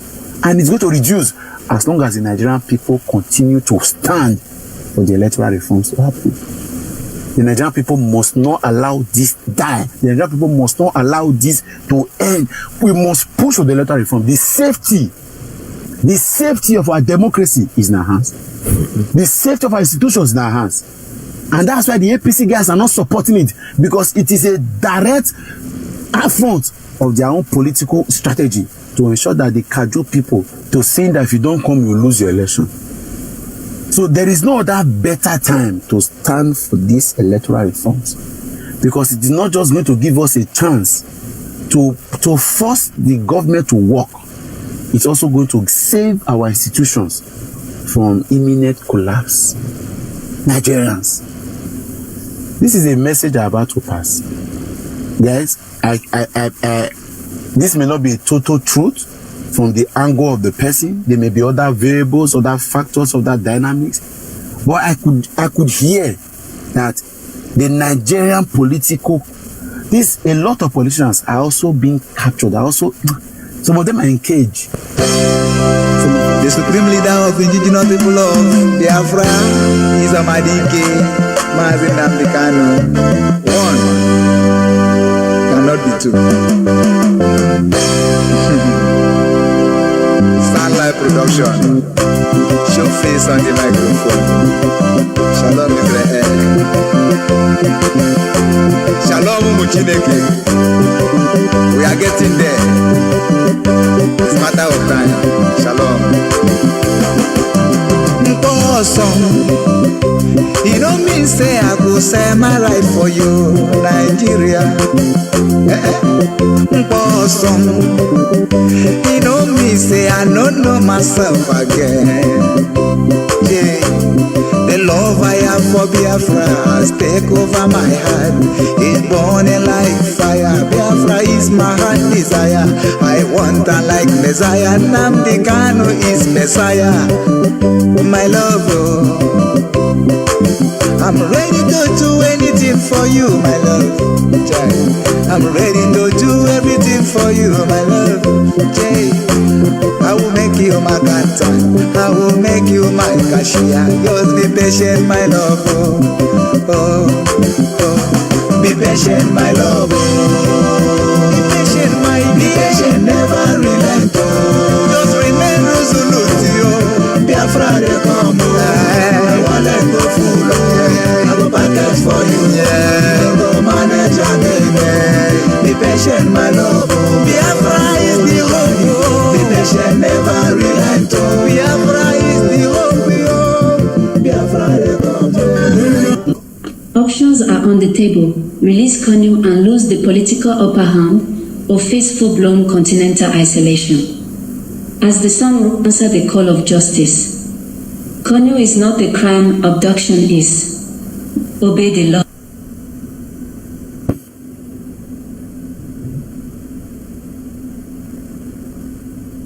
Full-blown continental isolation. As the sun will answer the favor. Obey the law. Rumors spread of a quiet deal, one that could involve conditional release, strategic silence, or even a trade in diplomatic favor. Options are on the table: release Kanu and lose the political upper hand, or face full-blown continental isolation. As the sun will answer the call of justice. Kanu is not the crime, abduction is. Obey the law.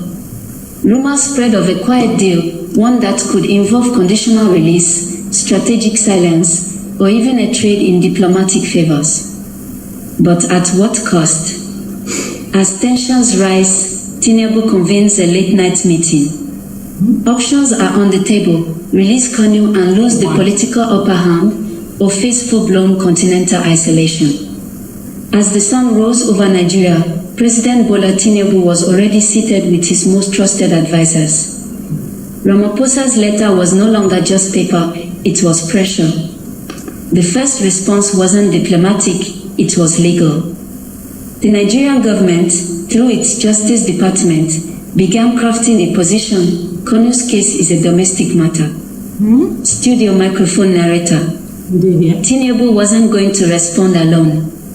Sources say calls were made across West Africa to leaders seen as neutral, asking for their patience or support. Within hours, the Nigerian media narrative shifted. Spokespersons emphasized national interest, the complexity of legal appeals, and subtly reminded the public of Nigeria's leadership in Africa. Despite diplomatic noise, the Department of State Services issued no statement. But insiders say the directive remained clear: maintain current detention protocols. African Union leadership received position papers from both sides. South Africa's argument cited judicial precedent. Nigeria's letter emphasized non-interference. The Union encourages dialogue, legal clarity, and adherence to established rulings from all member states. As heads of state debated legality, human rights groups reignited their message. The issue wasn't politics, it was due process. The question is simple: was Nnamdi Kanu given a fair trial? If not, why is he still in detention? Studio microphone narrator. Within Nigeria, not everyone agreed with the hard stance. Some lawmakers feared that international criticism could damage Nigeria's credibility at the next AU summit.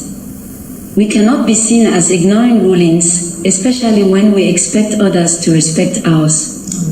Days after the letter, Ramaphosa reportedly called President Tinubu directly. According to diplomatic aides, the tone was professional but firm. We respect South Africa's concern, but Nigeria answers to its own courts, not its neighbors.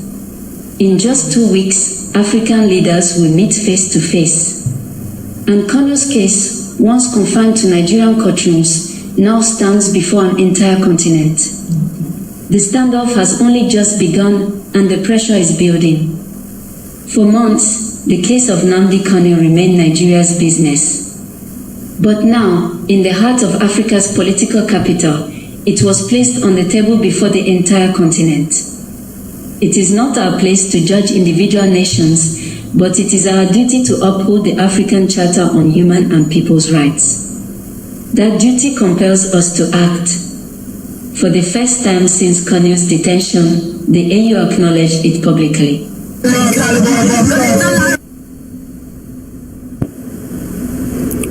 All right, that was from South Africa. So everybody's talking, the whole world is talking, everybody's eyes are opening. Nigeria, so we are watching everything. Like I said before, everything that happens in our case with Nigeria is a process. Process that Chukwuka Abiyama is using to liberate Nigeria, because Mazi Iyke told us, by the time I'm done, there's nothing called Nigeria will ever exist. And that's where it's going. Each time they're doing something, they think they're harming Mazi Iyke. They're not. They are not. They're making him more popular. They're making him more giant, and they themselves are dwarfing. He's dwarfing them. What they make him a colossal. It could make him the Goliath David that's going to be bigger than Goliath in the end, because the Goliath is crumbling.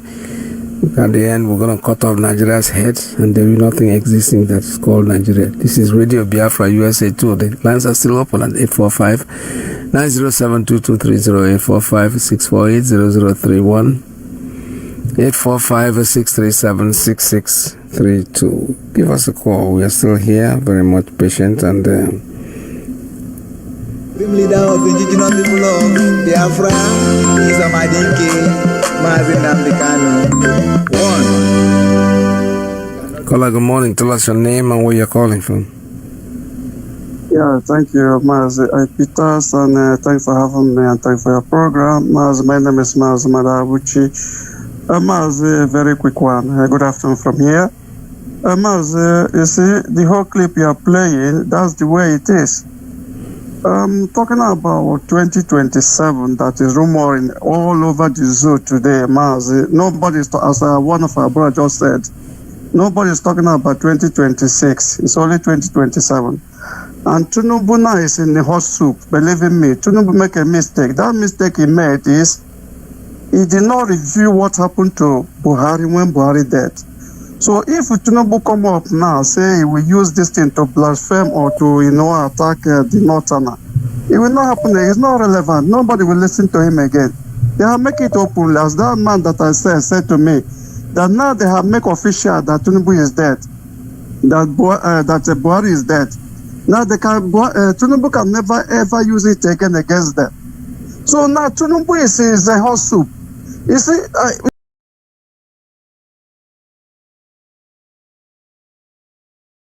Nigeria again, they want to take the presidency again. Tinubu cannot do anything. I know that he's resolving everything, putting INEC chairman, putting judges and all these things. I don't think that will help Tinubu this time around, though, because Fulani is ready for Tinubu this time around. Believe me, if you see what is going on you will know that they are really preparing for Tinubu. To the extent, even the vice president of Tinubu today, Kasim Shettima, is running his own different side. And Tinubu, the president, is running different side. If a vice president is not going the same way with Tinubu, his president, you can see now that everything now scattered. Coming to our brother who said that he will be a vice president to Atiku, that even if Atiku finish, I give him to only one tenor, that is okay for him. I'm asking this guy now, is it problem that we are getting as a Biafra or as an Igbo man? How can now, if anything happen now, they remove Tinubu now, with Atiku go there and he become a vice president? Yoruba people now will stood up and now say, you see Igbo man, that's why we don't trust them. You see Igbo man that we are supporting now they support Fulani to remove their own people. Do you see this type of thing? I don't think that this our brother, they think the way we are thinking. I don't know where this guy is thinking. He want to go and support Atiku to become his vice president. Did he really say that? Is there any evidence that he said that? Mazi, he says so. Wait, I will research for anything I told you.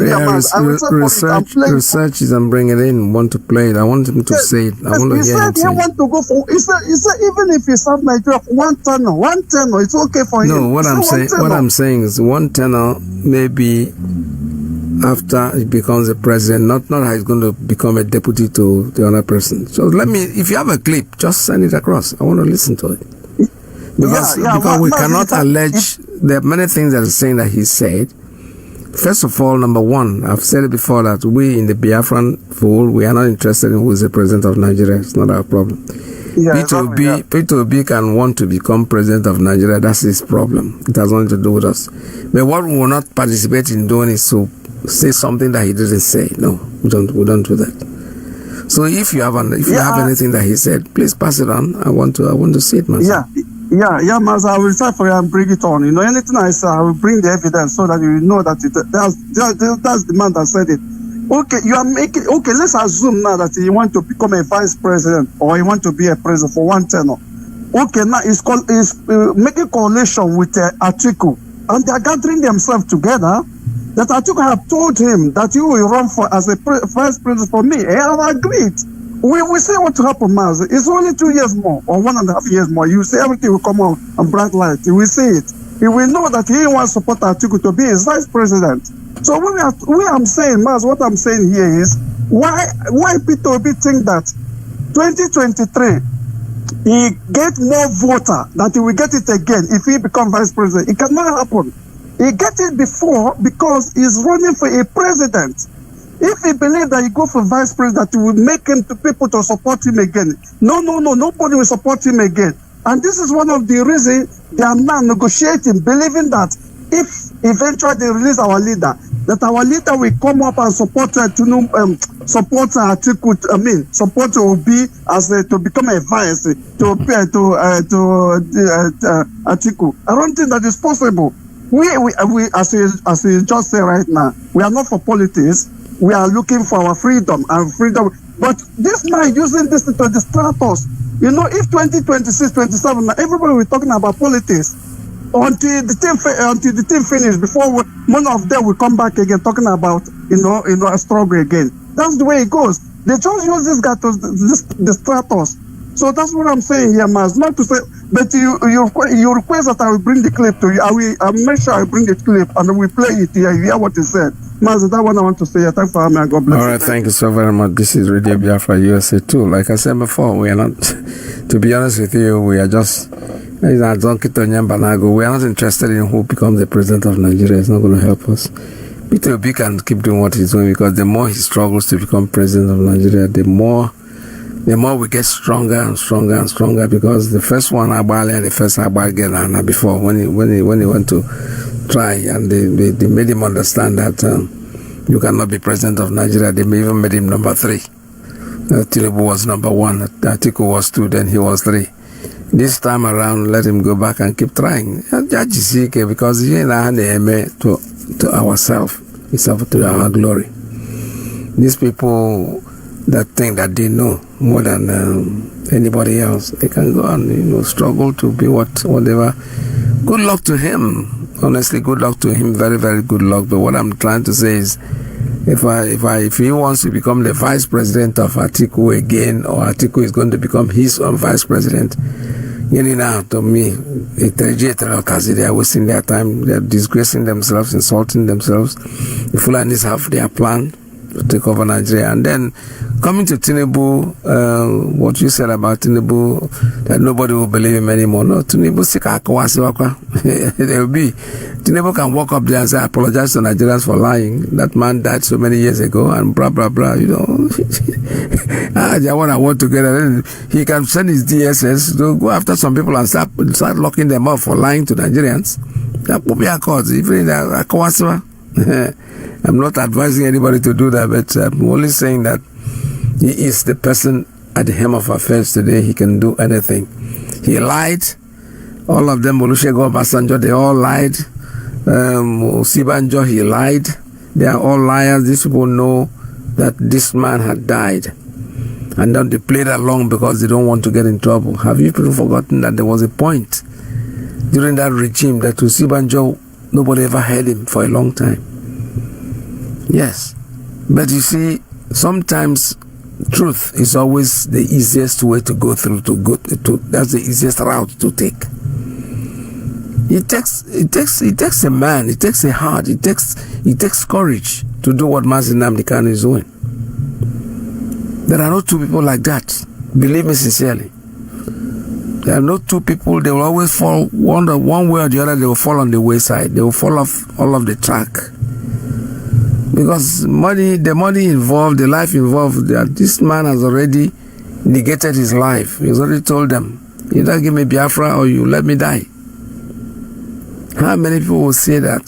They will not be able to say because they don't have that kind of courage, they don't have that kind of spirit to say it. So all these politicians out there did know from beginning to the end. Even if most of them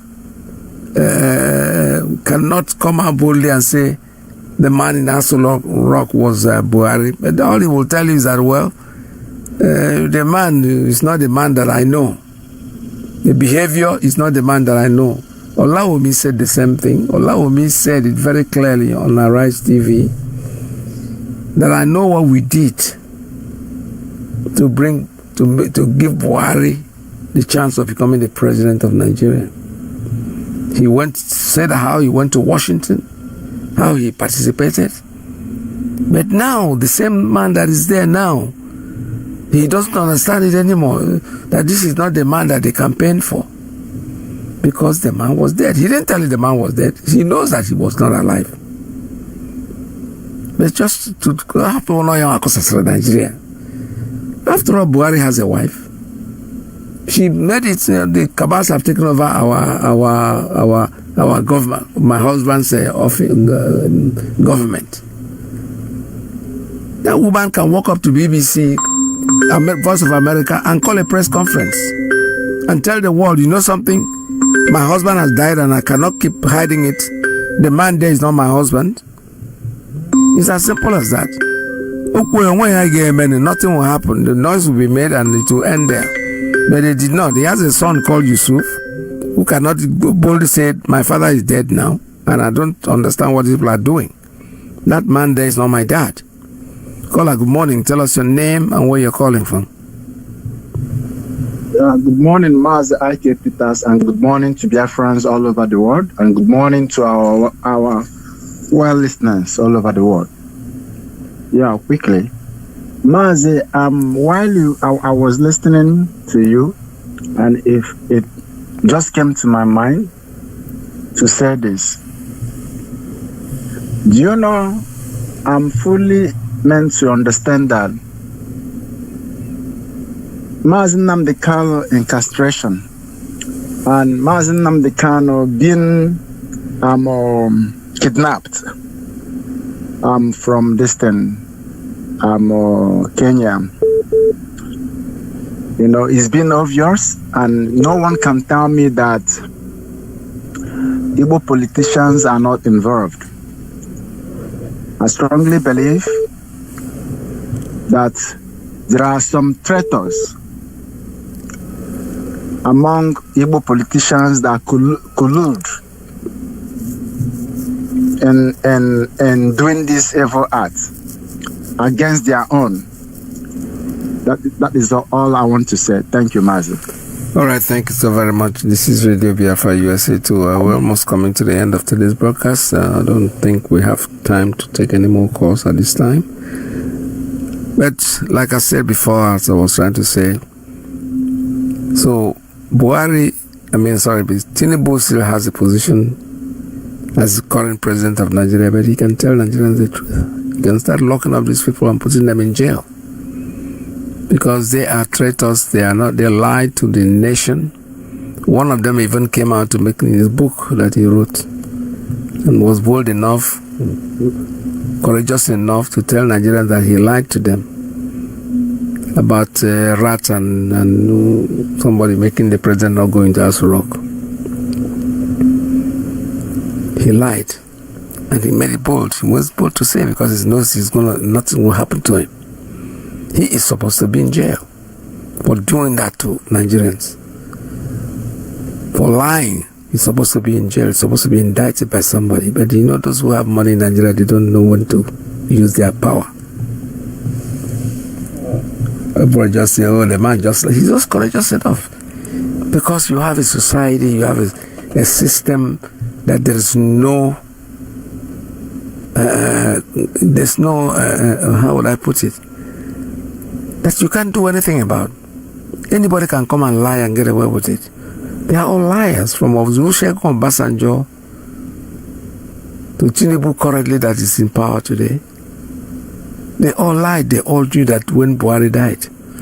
And the innocent man that said it, you hold him in jail and charge him for contempt, charge him for treason or whatever you call it. And the world is watching you people. You think you're going to go free? No. The payback time will come. It will come. Anybody who's looking at Nigeria and thinking about revolution in Nigeria is a joke. There's not going to be any revolution. There can be. Because we are not built to do that. But the truth is that what we promise you is that we will get Biafra. We will get Biafra whether you like it or you don't like it. You can remain in your Nigeria and do whatever you want to do with Nigeria. The so-called Igbo senators or Igbo presidents or whatever they call them, we are not depending on those people. We are not looking at them as if they are going to be of any use to us.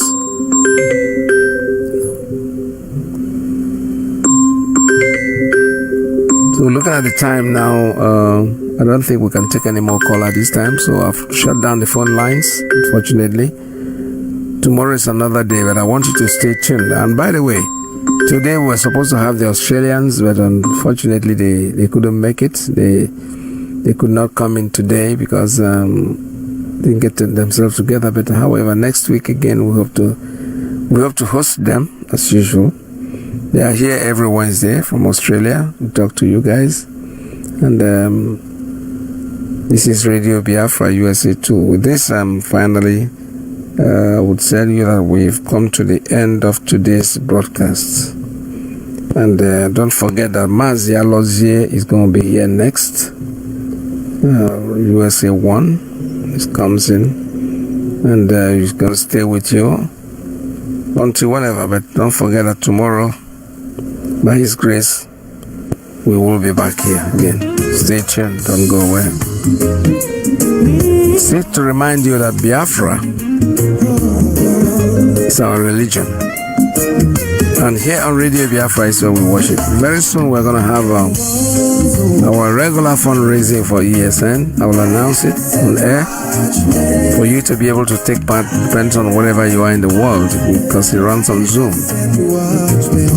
Stay tuned for Mazi Iyke that's next on the line. This is Radio Biafra USA 2.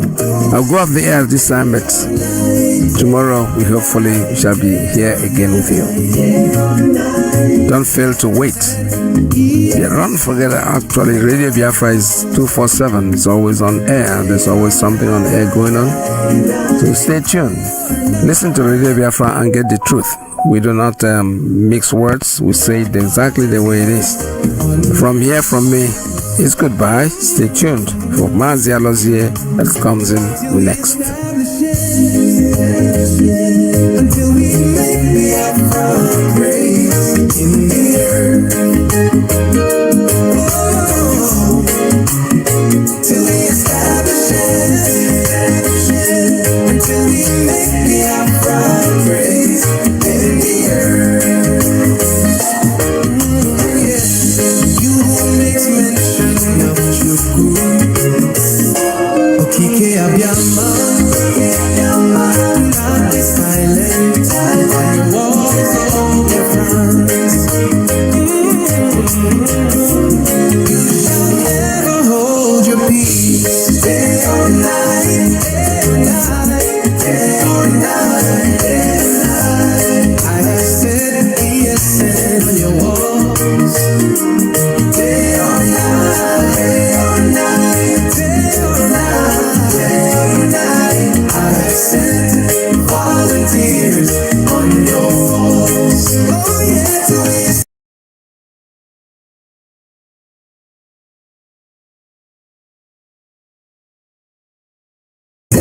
it.